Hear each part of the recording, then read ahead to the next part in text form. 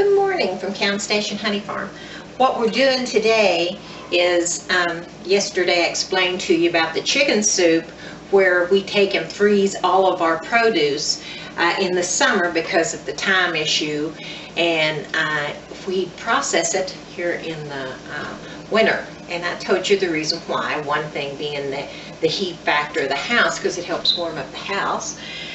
And the other because of the time factor, which is simply in the summer we're so busy. So today I wanted to show you how to process your blackberry jam. A lot of people do not even realize how it's made. They think that you just go to the market and buy it, which is a wonderful way, but you get a lot of chemicals that way. This way you bypass the chemicals, which is good for your body.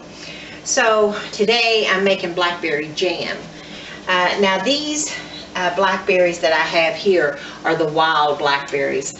Bruce and I do not pick them. We have a lady that she goes out and picks them, and we purchase them from her, and she does a really good job. So today I have 5 cups of the wild blackberries, and you're going to put that into your large pan.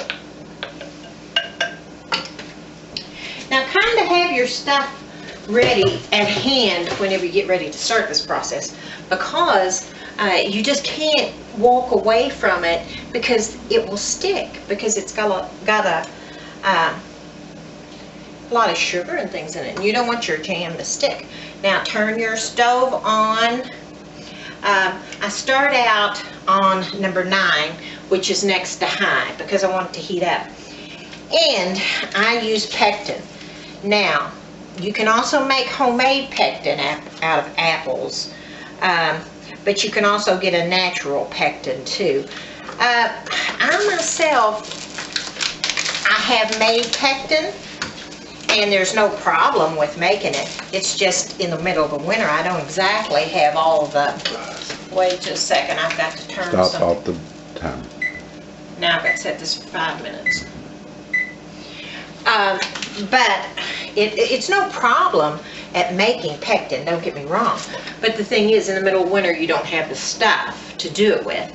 And then for another thing, as long as you can get a good product without the amount of chemicals in it, why not use that? You know, and save yourself some time. So, which I did.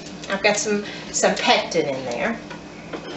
Also, to keep my jam from foaming up, I'm going to use a little bit of butter. I use about 1/2 teaspoon in there. That will prevent your jelly from foaming up, and you don't have to skim it up as much. It doesn't have as much skimming to it. Now, we're going to take, we've got our jars in the dishwasher, and we've washed them in there, and we've got it on hot, so those jars are going to stay hot and steamy when they come out. Now, in another vessel, I have got 8 cups of sugar. Really, is it just 7? Okay, Bruce tells me there's just 7, okay. Regina usually, oh yeah, there is just 7 because there's 8 cups of sugar in the bag. Absolutely right. I've got you to keep me in line, okay? But anyway, there's 7 cups of sugar in here. And what you're going to do, the first thing, is you want your berries to heat up. So once you get these, get them boiling, time it for 1 minute. So after they boil for 1 minute, which hopefully in a few minutes this is going to happen, we're going to take and we're going to add the 7 cups of sugar into it. And then we'll go from there. Okay, now my berry pectin mixture with a little bit of butter in it has come to boil, and I have let it boil for 1 minute. Now I have the 7 cups of sugar that we're going to add to our berry mixture. So add to it and stir constantly.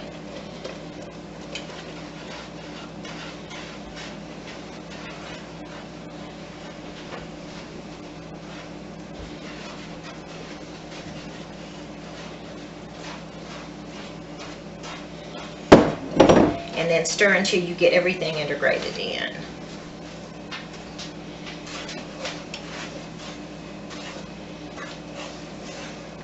And it smells really good at this point.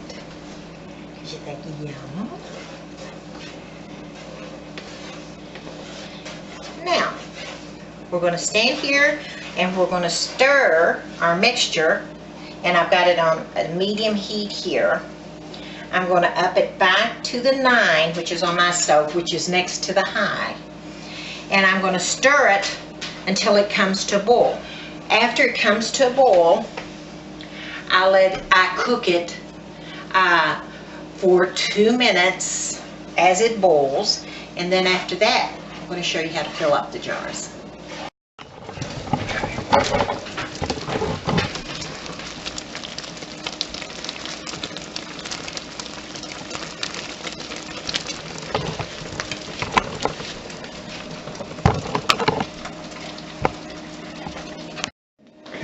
Now, we're getting ready to take and put our jam in our jars. We have had this jam at a rolling boil for 2 minutes. If there was any skim on it, I would have taken the skim off. And that's the foamy stuff that's on the top. But there isn't, okay? So you've got to have certain utensils to do this. Of course, you have to have your ladle so you can ladle it in. And then you have a funnel that you funneled into your jars. My jars are extremely hot. I've had them in the dishwasher on high for the heat. They were thoroughly washed. You make sure that your equipment is clean when you do this. Now, when you get ready to do this, you'll be using the 2-piece jar lid, which is the ring and the lid itself. You want to have the lid itself and the ring nice and hot. Do not boil those, because I'm a firm believer, and like Mom always said, you might injure that rubber ring on your jar. But you want them good and clean, and you want them so that, when you process your product, it's going to keep. So now, what you're going to do is you're going to ladle your jelly or your jam or preserves, whatever, and just so happens this is jam. We're ladling it into our jar.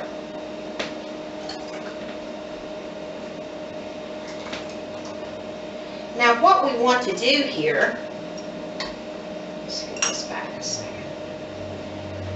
We want to take and have our jam about a quarter or so down from the lid of this jar.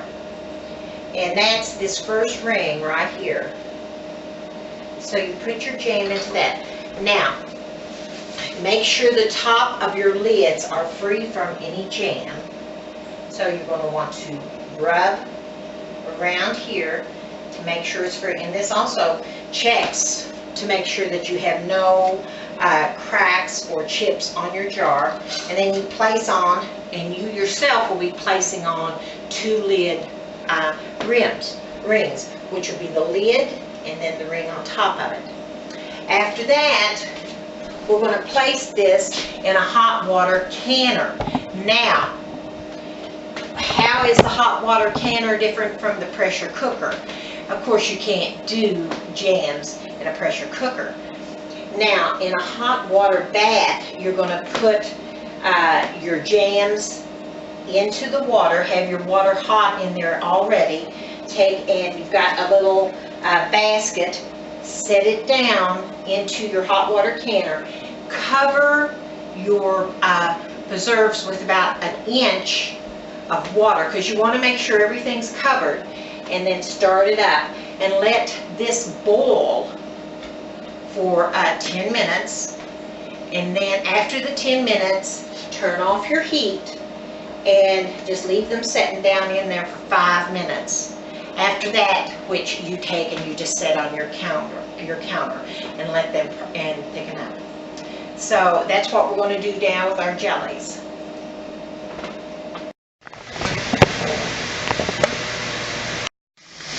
Okay, here's your water canner on the inside. Now you'll notice that some of these jars do not have water 1 inch over the top, so I got hot, very hot water in here, so be careful. And I'm going to pour it onto my hot kettle So as you can tell, I've got about an inch, looks like about an inch above my jar tops. Now, what we're going to do is we're going to put the lid on this, and this is going to come to a boil.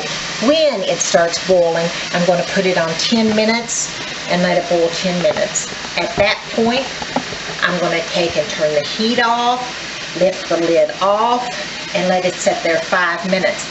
What this does is it simply takes and it kind of adjusts your jar for the outside of your house. Because if you take something very hot and put it in something very cold or cooler, you have a chance of it just breaking. So you don't want that with your product that you've worked so hard to get. So that's what we're doing now. Okay. We're now taking, we've processed our jam for 10 minutes. We allowed it to sit 5 minutes in the hot water to adapt to the room temperature with the lid off. And now we're just going to set it aside. Look at all of the wonderful jam that we made today. You can, I mean, with minimal amount of work, but I think the important thing to remember when you're doing this process is to make sure that you've got your area cleaned. Make sure everything is cleaned. When you can, well, even when you cook, but when you can especially, make sure everything is clean as you can get it. That's the trick to it all. The next thing is to make sure that your jars have no cracks or chips, because if you do, it will not seal. Make sure that when you get your fruit, you get it in its prime. You don't use old fruit. You don't use fruit that's not ripe. Take and follow directions step by step by step. That way, when you come to the end, people wrote those directions because it was trial and error and they knew what to do. So trust in their expertise. And when you finish, you have your own healthy fruit, vegetables, soups without any pesticides, any chemicals in it, and plus at a fraction of the cost that you would go out and buy it for. So in a few minutes, I'm going to show you, when everything cools off, how your finished products will look. Okay, now we're going to do the fun part of it. Your jam is cooled, it's gelled, it's set. You've got 2 different sizes of your jams. And now we get to take and make them pretty. So you're going to label it. And here at the farm, you can take and buy the cute little labels at Michael's or whatever, and you can put your little label on there. It tells exactly what it is. And then if you want to give them as a gift at the holidays or anniversaries, birthdays, whatever, people love these type of gifts. I love these type of gifts. Anything that's made at home is made from the heart. That meant somebody thought enough of you to sit down and make this for you. So, but on ours, since we do sell it, we have certain regulations that we have to go by. And one thing, we have to put the size, which is a pint, and then we also have to put the date that we process this. And it has to go on a label. It has to have the ingredients that's in this, which is the blackberries, the sugar, the pectin. It has to have that. And then it has to say who processed it, and it was home processed.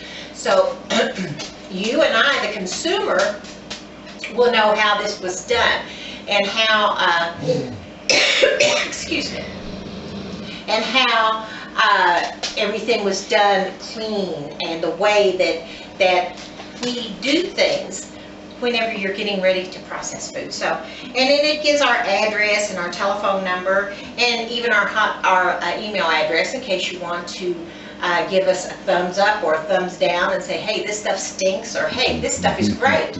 So what you want to do, you want to put we have the write-in things because we do the different sizes. So I do the 1 pint, and the date that we're going to do this is 1/3/2017. And we're going to simply put this on our jar.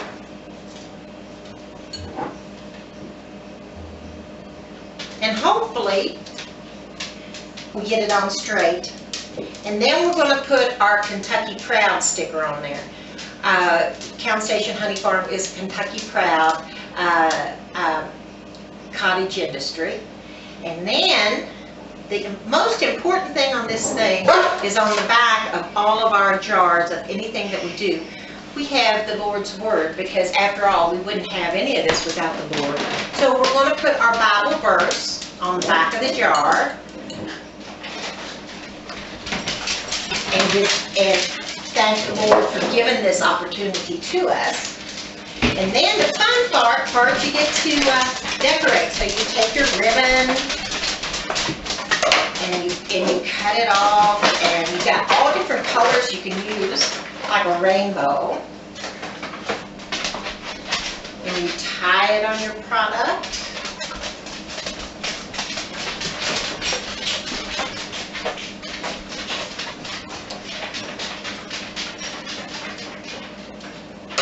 And this is what you see from Cowan Station Honey Farm. Thank you for watching. Give us a like or check us out on Facebook. If you have any questions on how you can process your own, if you email me or Facebook me a message or whatever, I'll get back with you. And we'll let you, if you have any problems at all, or if you just need a little help doing it. Thanks from Bruce and I, and you guys have a wonderful new year and a wonderful year of growing. Thank you.